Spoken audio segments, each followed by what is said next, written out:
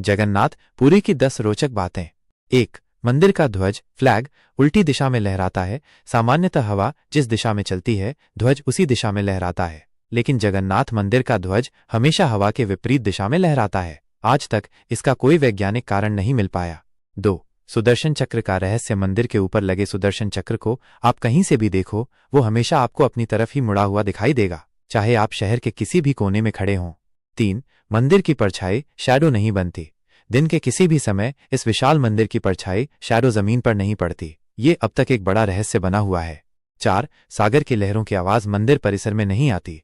मंदिर के सिंहद्वार मुख्य द्वार पर खड़े होकर आप साफ साफ सागर की लहरों की आवाज सुन सकते हो, लेकिन जैसे ही आप मंदिर के भीतर प्रवेश करते हैं लहरों की आवाज गायब हो जाती है।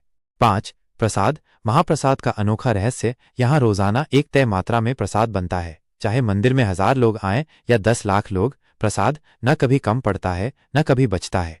6. रथ यात्रा का चमत्कार। हर साल होने वाली रथ यात्रा में 3 रथ खींचे जाते हैं। कहा जाता है कि पहले रथ खींचना बहुत मुश्किल होता है, लेकिन जब रथ चलने लगता है तो खुद ब खुद चलने लगता है।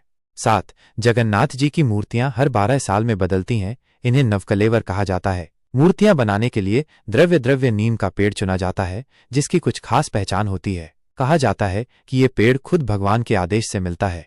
8. मंदिर का किचन अन्न भंडार दुनिया का सबसे बड़ा मंदिर किचन है। यहाँ रोजाना 56 भोग 56 प्रकार के व्यंजन बनते हैं। 7 बड़े मिट्टी के हांडों में खाना पकता है। ऊपर रखे हांडे में सबसे पहले खाना पकता है, नीचे के बाद में, जो विज्ञान के नियम के खिलाफ है।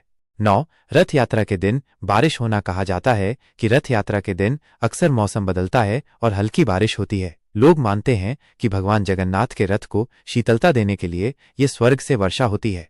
10. बिना किसी मशीन के विशाल रथ बनना। हर साल तीनों रथ बिना एक भी स्क्रू या लोहे की कील के सिर्फ रस्सियों और लकड़ी से बनाए जाते हैं। रथ बनने की प्रक्रिया भी बेहद रहस्यमयी और परंपरागत होती है।